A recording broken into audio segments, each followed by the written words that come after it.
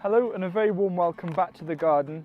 Today I'm just gradually getting the garden more ready and prepared for springtime, and I'm going to be giving you my top tips for creating a really effective planting plan that not only brings you lots of productivity in terms of food from your growing space, but also a lot of satisfaction and enjoyment as well in 2021.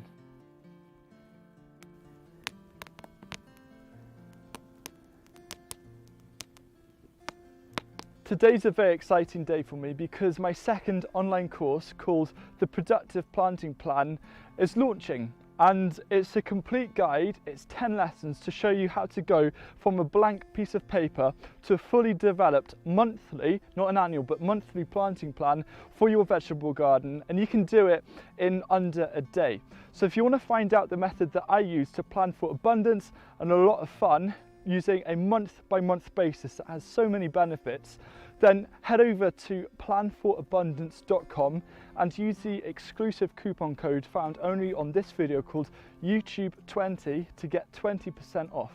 Before you go about creating your plan, there's actually one really crucial job that you need to do, which will give you complete direction in terms of where your plan is going to go, because it's all too easy to fall back into old habits. And the one thing you want to do is to outline the top 3 goals that you want to get from your growing space this year. What you want to do is to get a bit of paper and write down the top 3 goals that you want to achieve from your growing season in 2021. And then as you're planning out your garden, keep that bit of paper in front of you to serve as a reminder and to give you a clear direction in terms of where you want the plan to take you. So you make sure that you're growing things that are going to help you achieve those 3 goals, and also to perhaps miss out on growing particular things that might actually hold you back, or growing in particular ways that might prevent you from reaching the goals that you've set yourself. Now I have 3 gardening goals. The first one is to try and grow as many new varieties as possible this year, with a particular emphasis on heritage varieties. The second goal is I want to have also a bigger focus on growing beneficial flowers in and around the garden. And my third goal is to actually learn more about perennial vegetables. To celebrate the launch of the Productive Planting Plan course today, I'm going to give 3 of you free access to my first online course called More Food, Less Effort.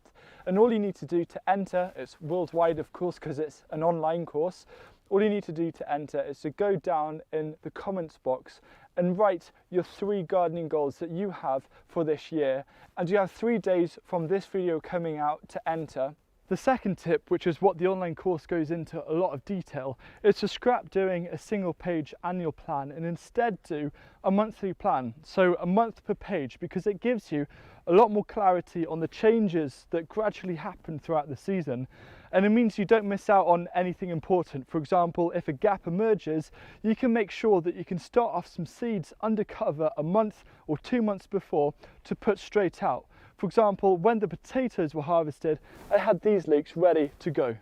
When you're filling up an empty garden plan, it's really easy to fill it with loads of different crops. But the third tip is to actually leave some unplanned space on purpose, because you never know what's going to happen. Perhaps your friend gives you a really interesting variety of seeds to try out. Perhaps you have some extra seedlings that you want to grow but there's no space for them. Or perhaps you've had a change of plan and want to try something different. So just make sure you leave a little corner or section on your plan that isn't actually planned to give you a bit of freedom in case you need it. The next tip comes from Liz Zorab, where she shares her clever trick to go around and do something called intentional observation, but there's so much more to that. So I'm going to let her briefly explain what that is and then give you an example of how I do it. So I start this planning process with some really intentional observations, really careful looking and making notes of what's going on in each bed and how things have grown this year. Now, I don't use a pen and paper for this process. I use my phone, and I record onto my phone. So I walk through the garden dictating notes effectively onto my phone, and then I can get inside, listen back through to that, and it's got all the thoughts and all the comments that I have about each bed and each part of the garden, and I find that much easier than walking around with pen and paper trying to make notes and then not being able to read my scribbly writing. I've got all my thoughts as I walk around. This was a main 2020 squash and cucurbit bed.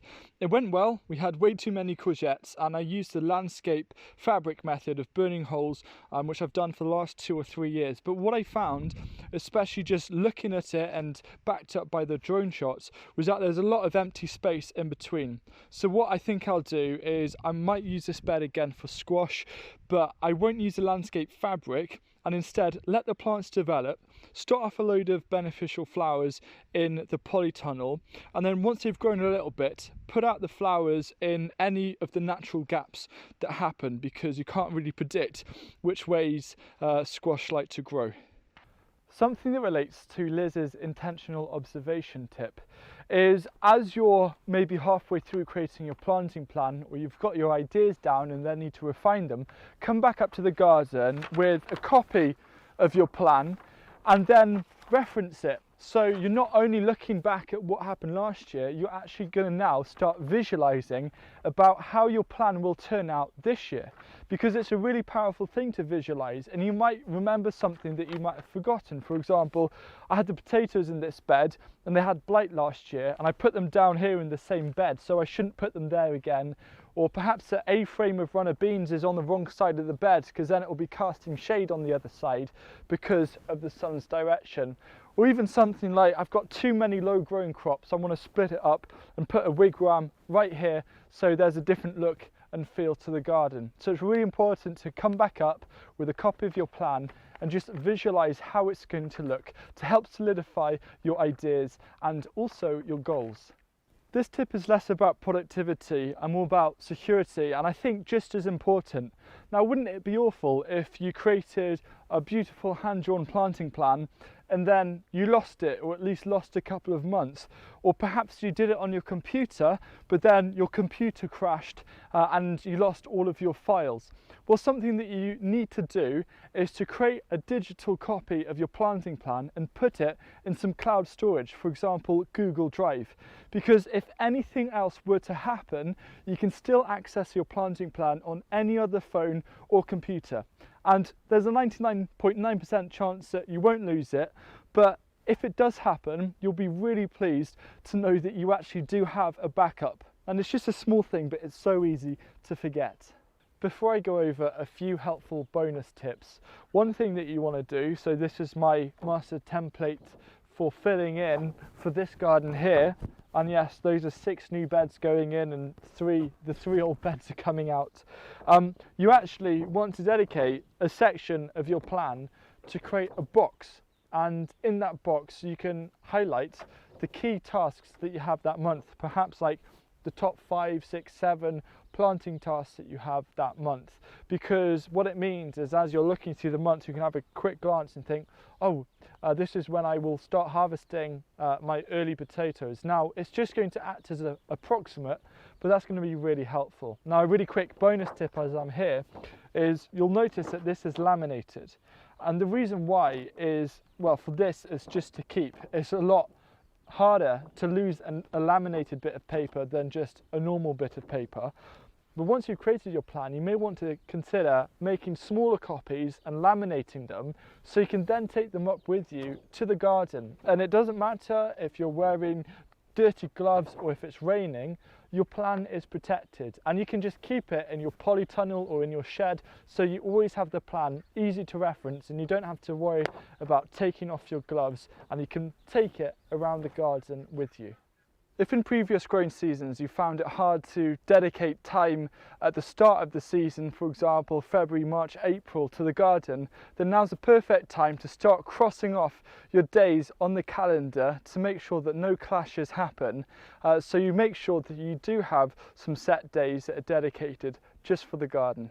I hope that you found this video useful, and I wish you the best of luck with your planting plan, and don't forget to check out my online course, The Productive Planting Plan, and make the most of the coupon, and also to let me know your 3 gardening goals for a chance to win free access to my first online course, More Food, Less Effort. I look forward to seeing you again soon. Goodbye.